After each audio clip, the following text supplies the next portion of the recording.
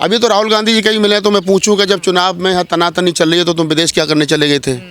ये सोचने का विषय है ना कि जब यहाँ पर तुम्हारी बेहद ज़रूरत है और उस बेहद ज़रूरत के बीच में तुम विदेश का दौरा कर रहे हो तो क्यों कर रहे हो भाई, चुनाव के बाद चले जाना। तो इसका मतलब जब तुम ही खुद गंभीरता से बिहार के चुनाव को नहीं ले रहे हो तो फिर पब्लिक क्या, वोटर ही क्यों गंभीरता से लेगा। बिहार में मायावती का तो कोई दोष नहीं रहा, नहीं बड़े आरोप लगाते हैं। देखिए, मायावती जी का जहाँ तक सवाल है, मायावती जी का की कमिटमेंट जो बीजेपी के साथ में है वो, देखिए मेरी कमिटमेंट आपका विरोध करना है या आपका समर्थन करना, मैं कर रहा हूँ। अब वो कितना सफल होगा कितना नहीं होगा ये बात की बात है, मैं कह तो दूंगा ही ना कि देखो मैंने आपके कहने से ये काम किया। कुछ नहीं रहा ना बहन जी का। नहीं, 8 लाख वोट पड़ा है, नोटा को 9 लाख पड़ा है, इनको 8 लाख पड़ा है, तो ऐसा नहीं है। नोटा 1 लाख वोट आगे है और एक सीट भी जीते है ये, और 9 लाख के आसपास ही जितना मैंने देखा है कि वो ओबीसी साहब को पड़ा है, उनको 5 सीट बचाने में अपनी कामयाब रहे हैं। तो जहाँ तक सवाल बसपा का है तो बसपा को मैं क्या ही कहूँ, ये मैं तो दरअसल थक गया हूँ गजेंद्र भाई, और थक इस कदर भी। कहने का मतलब ये बसपा का तो कोई दोष नहीं है, क्योंकि अभी तक आप लोग कहते हैं कि बीजेपी को जिताने में बसपा का हाथ रहता है। नहीं, अब जब जीत का मार्जिन इतना बड़ा हो गया तो बसपा के 1-2 लाख से क्या हो गया।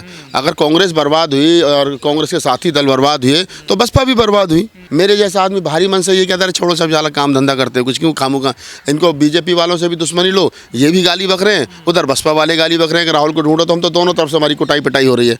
तो लिहाजा हमने बीजेपी और आरएसएस को भी उनके हाल पे छोड़ दिया, उनको भी शुभकामनाएं, और बसपा नेक्स्ट पीएम बहन जी वो भी प्रधानमंत्री बने, उनको भी शुभकामनाएं।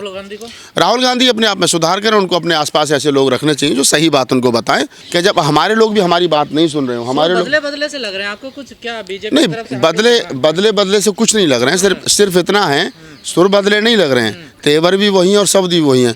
कहने का तरीका है, अगर मेरे लोग मेरा विरोध कर रहे हैं, मेरे लोग भी राहुल नागपाल को दलाल और ये और वो पता नहीं क्या क्या कह रहे हैं, और आरएसएस और बीजेपी के लोग भी मुझे लठ लेकर के ढूंढ रहे हैं, तो फिर मैं किसके लिए और क्यों गाली खाऊं भाई, मेरा क्या मतलब है। रणभूमि के मैदान में जो लोग अंत तक डटे रहते हैं, मैं समझता हूं कि वो लोग युद्ध के मैदान में युद्ध जीतते हैं। निसंकोच कह सकते हैं कि इंडिया गठबंधन, एनडीए ने बहुत अच्छा चुनाव लड़ा, और चाहे तो उसमें आप मोदी जी का नाम ले लीजिए, अमित शाह का नाम ले लीजिए, सुशासन बाबू का नाम ले लीजिए, जितने लोग वहाँ पर हैं तमाम लोगों ने मेहनत की, और जनता का जो जनादेश है वो शर्माते हैं, उसमें किसी को ज़्यादा दिक्कत नहीं होनी चाहिए। इंडिया गठबंधन ने बेहतर किया होता तो उनकी सरकार बनी होती, अब एनडीए ने बेहतर किया तो उनकी सरकार बनी है, तो इसको स्वीकार करना चाहिए। और लोकतंत्र में जीत हार लगी रहती है, आज ये सरकार में है, कल दूसरे सरकार में होंगे, परसों तीसरे सरकार में होंगे, यही देश है। इसी देश के अंदर एक नारा लगता था, India is Indira, Indira is India, India ही इंदिरा है और इंदिरा ही जो है वो भारत है। आज वो लोग किस हाल में हैं, कांग्रेस के लोग, आप उनको भी देख रहे हो, और जो लोग ये कह रहे हैं कि हम तो आजीवन जो है वो राष्ट्रपति और प्रधानमंत्री और मुख्यमंत्री रहेंगे, 10 साल 5 साल के बाद में वो कहाँ होंगे, ये वक्त के गर्म में है। तो आप बधाई नीतीश कुमार जी को, बहुत बहुत आभार, वो बिहार के आवाम का ख्याल रखें, बिहार की जनता का ख्याल रखें, और जैसा नाम है उनका वैसा काम करके। आप मानते हैं गड़बड़ नहीं हुई है? नहीं, गड़बड़ हुई होगी, मैं इसके लिए, ये तो जांच का विषय है। जो लोग कह रहे हैं गड़बड़ हुई है, आपके साथी तो गंभीर आरोप लगा रहे हैं सारे। नहीं, हमारे साथी जो गंभीर आरोप लगा रहे हैं उनके पास कुछ प्रूफ होंगे तो इसलिए वो लगा भी रहे हैं। मैं तो अभी 1.5 महीने से सोशल मीडिया से दूर हूँ, तो मुझे पता भी नहीं कि कहाँ किसके पास क्या सबूत है, और अभी पता नहीं कब तक दूर रहूँगा। तो मैं तो ये कह रहा हूँ आज आपके इस पूरी जिम्मेदारी के साथ में कि चुनाव में जीत हार लगी रहती है, और अगर किसी को लगता है कि चुनाव में घोटाला हुआ है, गड़बड़ झाला हुई है, तो उसको रोड पे आकर के आंदोलन करना चाहिए। मची है बिहार में। नहीं तो कांग्रेस को सबूतों के साथ में प्रेस कॉन्फ्रेंस करनी चाहिए, बताना चाहिए कहाँ पर गड़बड़ हुई है, किन बूथ पर गड़बड़ हुई है, अपना जो जितना वोट पड़ा वो भी निकालो, और जो वोटर लिस्ट है उसमें भी उसको भी निकालो। कहने भर से काम नहीं चलता है, आपको कहीं ना कहीं दिखाना भी पड़ेगा। राहुल गांधी निसंकोच बहुत अच्छे लीडर हैं, मैं उनका बड़ा सम्मान भी करता हूँ, लेकिन कहीं ना कहीं वो एंड टाइम पर आकर के जो उनका गठबंधन है ना, जो मैच में उनको एंड टाइम पर आकर के आखिरी बॉल तक लड़ना चाहिए, वो लास्ट के 10 ओवर छोड़ के चले जाते हैं कि अब तुम खेल लो, तो वो लास्ट के 10 ओवर में कहीं ना कहीं कांग्रेस और इंडिया गठबंधन जो है वो चुनाव हारता है। अक्सर चुनाव में ऐसा देखा गया, क्या वजह आखिर? अभी तो राहुल गांधी जी कहीं मिले तो मैं पूछूं कि जब चुनाव में यहाँ तनातनी चल रही है तो तुम विदेश क्या करने चले गए थे।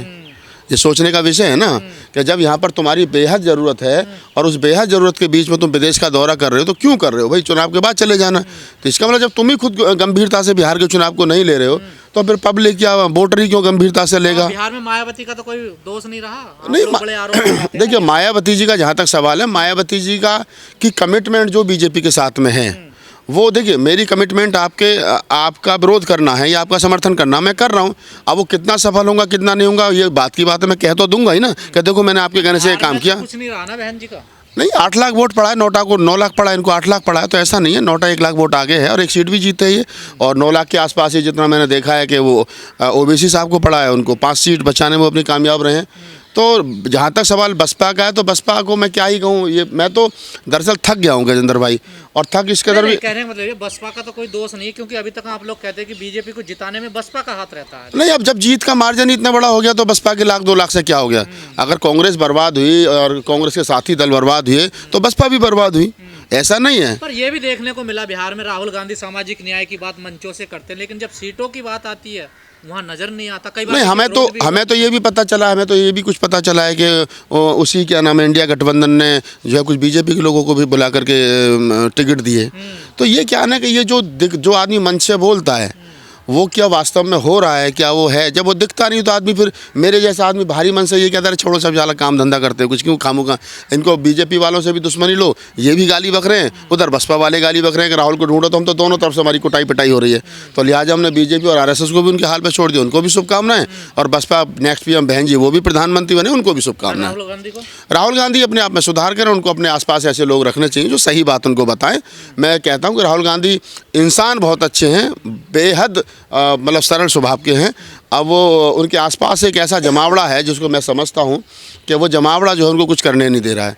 अब उस घेरे को वो तोड़ेंगे, आम जनमानस से मिलेंगे, और मैं समझता हूं कि आने वाले समय पर लोकतंत्र और जमहूरियत को बचाने की जो लड़ाई, संविधान को बचाने की लड़ाई जो उन्होंने छेड़ी है, वो उनके नेतृत्व में फिर लड़ेगी, देश खड़ा होगा और कहीं ना कहीं इंडिया गठबंधन जो है वो ताकत में आएगा। महीनों से आप गायब हैं, सोशल मीडिया पे नजर नहीं आ रहे। इसी बीच में बागेश्वर धाम की यात्रा निकली, आप उसमें तो कहीं शामिल नहीं थे। हाँ, ये तो बागेश्वर धाम की जो यात्रा है वो देख सकते हो। हालांकि हमारे समाज के लोग बहुत जल्दी रंग बदलते हैं, जिधर उनको फ़ायदा चले जाए। तो बहुत सारे लोग मैंने देखे हैं कि बागेश्वर धाम की यात्रा में भी थे, लेकिन मैं कहीं नहीं था, मैं अपने घर था, और मैं भी कुछ घर के परिवार के काम में बिजी हूँ। अभी थोड़े दिन और रहूँगा। तो वो जो हिंदू राष्ट्र बनाने की यात्रा निकाल रहे हैं उसको कैसे देख रहे हैं? देखिए, एक चीज़ मैं बता दूँ गजेंद्र भाई आपको पूरी जिम्मेदारी के साथ में, कि आज तक जब से आप पूरा इतिहास पढ़ लो, मैं पढ़ता लिखता हूँ थोड़ा बहुत, तो बता रहा हूँ आपको कि पूरा इतिहास आप पढ़ लीजिए, और इतिहास में भारत के संदर्भ में ये कहा जा सकता है, जब ये अखंड भारत था, जब पाकिस्तान अफगानिस्तान वगैरह और ये बांग्लादेश अलग नहीं हुए थे, तब तक आप देखेंगे कि इसमें एक ही बार धर्म की घोषणा हुई है। वो सम्राट अशोक के समय पर इसको बौद्ध राष्ट्र बनाया गया था। सम्राट अशोक ने कि बताते हैं कि 84,000 बौद्ध धर्म के स्कंद बनाए गए थे, बौद्ध धर्म का प्रचार प्रसार हुआ था। सम्राट अशोक ने अपने बेटे बेटी संघमित्रा और महेंद्र को धर्म के लिए दान कर दिया था। तो आप देखेंगे कि उस समय बौद्ध राष्ट्र घोषित हुआ था, और आज भी वर्तमान में भी आप देखेंगे तो जो भारत का तिरंगा झंडा है उसके बीच में जो धम्म चक्र है वो बौद्धों की पहचान है। राष्ट्रपति के पीछे जो भगवान बुद्ध का बड़ा एक विशाल मूर्ति लगी है वो बौद्धों का प्रतीक है, और अगर नोट पर अशोक की लाट है तो वो बौद्धों का प्रतीक है, और संसद भवन के ऊपर अगर सम्राट अशोक की लाट है तो वो बौद्धों का प्रतीक है। तो ये तो स्पष्ट है कि जो सम्राट अशोक घोषणा करके गए थे ये बौद्ध राष्ट्र है, तो आज भी ये देश बौद्ध ही राष्ट्र है, उसके बाद में कोई दूसरी घोषणा नहीं हुई है। तो ये आप कह रहे हैं धीरेन्द्र शास्त्री जो सपना देख रहे हैं पूरा नहीं होगा? नहीं, नई उम्र के लड़के हैं, हमारी शुभकामना उनके साथ है, वो प्रयास करते रहें, लेकिन उसके लिए बहुत सारे काम करने पड़ेंगे। संविधान बदलना पड़ेगा, जो लोकतंत्र और अपने अपने धर्म के प्रेमी हैं उनको बताना, उनको उनसे दो हाथ करने पड़ेंगे। साथ ही साथ उनको ये भी देखना पड़ेगा कि जो लोग जो यहाँ मुसलमान रह रहे हैं उनके लिए क्या होगा, बौद्धों के लिए क्या होगा, क्रिश्चियनों के लिए क्या होगा, यहूदियों के लिए क्या होगा, पारसियों के लिए क्या होगा, उन तमाम लोगों के लिए क्या होगा हिंदू राष्ट्र में? नहीं, हमारा क्या, हम तो बुद्धिस्ट आदमी कल भी थे, आज भी, कल भी रहेंगे। अब हम कौन से वाले बुद्धिस्ट हैं सबको पता ही है, अम्बेडकरवादी बुद्धिस्ट हैं। हिंदू राष्ट्र, प्रत्येक अम्बेडकरवादी को चाहिए कि वो हिंदू राष्ट्र का विरोध इसलिए ना करे कि उसकी किसी से दुश्मनी है, वो हिंदू राष्ट्र का विरोध इसलिए भी करे कि उसका लोकतांत्रिक अधिकार है, संविधान में उसको अधिकार दिया गया। और बाबा साहब डॉक्टर अम्बेडकर ने खुद कहा है कि हिंदू राष्ट्र इस भारत के लिए अभिशाप होगा। तो अगर हम अपने आप को अम्बेडकरवादी कहते हैं तो मोदी जी भी इसी देश के नागरिक हैं, और तमाम अमित शाह तो खुद जैन समाज से आते हैं। वो तो खुद क्या नाम है, पहले अमित शाह से ये सवाल पूछा जाए कि आप तो जैन समाज से आते हैं, आप तो खुद अल्पसंख्यक हैं। तो एक हिंदू धर्म की शाखा ही है ना? नहीं, अब ये कह देना तो अलग है ना, अगर शाखा है तो फिर अलग क्यों हुआ? उसी शाखा से निकले? नहीं, ये कह देना कि हम बौद्ध धर्म भी उन्हीं के हैं और ये दिगंबर और पीतम्बर भी उन्हीं के हैं, और फिर तो मुसलमान भी, तो कन्वर्ट है, तो फिर जब सब है ही उनके, तो फिर झगड़ा किस बात का है? फिर क्यों भगवान बुद्ध की मूर्ति तोड़ी जा रही है, क्यों बाबा साहब की मूर्ति तोड़ी जा रही है? हमें हिंदू राष्ट्र नहीं चाहिए, विचारों में हिंदू राष्ट्र चाहिए। तो विचार तो रोज़ फैला ही रहे हो, क्या दिक्कत है। सारा मीडिया इनके साथ है, लेखक, साहित्यकार, पत्रकार सब लोग उनके साथ हैं, तो विचारों में तो कोई कमी है नहीं। अब ये बात अलग है कि इनके विचारों को लोग सुन नहीं रहे हैं, लोगों ने कान में डटक लगा लिए, घर जाकर सो जाते हैं, उन्होंने टीवी बंद कर दिए। पिछले दिनों देखा गया कि 2014 से लेकर के 2025 तक लगभग 68% टीवी की बिक्रियों में गिरावट आई है। तो इसका मतलब पत्रकारिता से लोगों का विश्वास घटा है। मोबाइल तो ज़्यादा बिक रहे हैं। नहीं, मोबाइल तो ज़्यादा, मोबाइल में सिर्फ खबरें थोड़ी आ रही हैं, मोबाइल में तो और ही बहुत सारी चीज़ आ रही है ना, ऐसा नहीं है। तो आप इस चीज़ को समझिए गजेंद्र भाई कि ये जो लोग काल्पनिक ख्वाब देख रहे हैं, मेरी तो शुभकामनाएं बाबा बागेश्वर को भी, वो लंबी उम्र जिए और जीवन पर्यंत इस प्रयास को करते रहें। और जब वो 90 साल के होंगे, मैं भी कभी वो 80 साल का हूँ। आप ही की तो बात कर रहे हैं, जात पात की करो विदाई, हिंदू हिंदू सब भाई भाई, आप भी तो हाँ, यही तो चाहते हैं ना। मैं तो कह रहा हूँ ना कि भाई जब सवर्ण समाज जो है, जिसको जाति के आधार पर जो पूजनीय है, वो सवर्ण समाज सबसे पहले आकर के रोटी बेटी का व्यवहार चमार के साथ, भंगी के साथ, खटीक के साथ, पासी के साथ करे, तो जात पात की विदाई तो तभी होगी। ये जितने शंकराचार्य कहे भाई अपने परिवार के लोगों से जाओ, जा करके चमारों को लड़कियां, 2 चमारों की लड़कियां लो, उनके साथ बैठ करके खाओ। ये घर से जो मिनरल वाटर लेकर के जाते हैं और फिर खाना पैक करा करके दलित की झोपड़ी में खा करके कहते हैं कि देखो हम जो यहाँ पर आकर के दलित के यहाँ खाना खा रहे हैं, एहसान बंद करो। दलित को अपने घर में बुलाओ, उसको 5 स्टार, जो तुम्हारे 5 स्टार जैसे घर हैं वहाँ खाना खिलाओ, उसके पैर धो, उसको जजमानी दो, उसको दान दक्षिणा दो, तब जाकर के पता चलेगा जाति इस भारत से 100 साल तक ख़त्म नहीं हो रही। और ये पढ़े लिखे थोड़े बहुत जो इंटेलेक्चुअल बुद्धिजीवी लोग हैं, ये प्रयास रहते हैं कि कुछ बेहतर हो जाए, क्योंकि उनको भारत की जमहूरियत को, संविधान को, सबको बचाना है। तो वो लोग हमारे जैसे, आपके जैसे लोग बोल रहे हैं, लेकिन हम भी लोग कब तक बोलेंगे। एक समय है, कोई सब समाज तो पैसा बोलने का देता नहीं है, और नौकरी हम लोग कर नहीं रहे हैं, तो बच्चे तो सबके बड़े हो रहे हैं, पेट सबके, भूख सबको लगती है, लिहाजा आज नहीं कल एक दिन थक के बैठ जाएंगे। तो सब हर आदमी अपना अपना काम करे। राहुल नागपाल थक गए?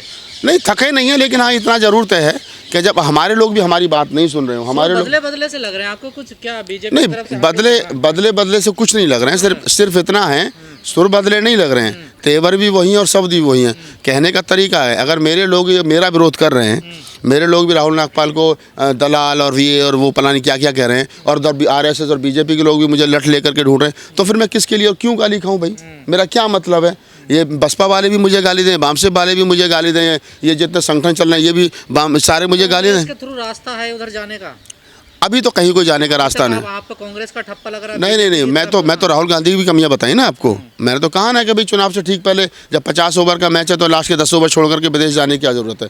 तो पूरा एंड लास्ट बॉल तक मैच लड़ा जाए। तो राहुल गांधी बहुत अच्छे इंसान हैं, इंडिया गठबंधन में बहुत अच्छे नेता भी हैं, लेकिन चाहिए था कि मैच को फिनिश किया जाए। राहुल गांधी फिनिशर नहीं है, जैसे भारतीय क्रिकेट टीम में महेंद्र सिंह धोनी को कहा था ना बेस्ट फिनिशर हैं, तो इस प्रकार से रिंकू सिंह हैं, ये तमाम लोग हैं। तो राहुल गांधी मैच बहुत अच्छा खेलते हैं, टॉस भी जीत लेते हैं, लेकिन वो फिनिशर नहीं है, उनको फिनिशर बनना पड़ेगा। कांग्रेस के बाद में का अगला ठिकाना क्या है आपका, कहाँ जाएंगे? नहीं, मेरा कोई ठिकाना नहीं, मैंने कांग्रेस की सदस्यता तो कभी ली नहीं। कांग्रेस से कहाँ जाएंगे? नहीं, आपका सवाल ही गलत है। मैं बसपा में था, नो डाउट, 4 महीने बसपा में रहा, ये भी सच है, लेकिन उसके बाद में मैं कांग्रेस में कभी गया नहीं। मैंने कांग्रेस की कोई सदस्यता नहीं ली। नहीं, कभी हमने बैटिंग नहीं की कांग्रेस की। राहुल गांधी अच्छे इंसान हैं, उनकी आज भी तारीफ है। बहन जी ने जो अच्छे काम करे उनकी भी तारीफ है, अखिलेश यादव भी तारीफ कर रहे हैं। मोदी जी अगर हमारे लिए कुछ अच्छा काम भविष्य में करेंगे तो उनकी भी तारीफ करेंगे। अभी तक तो कुछ किया नहीं।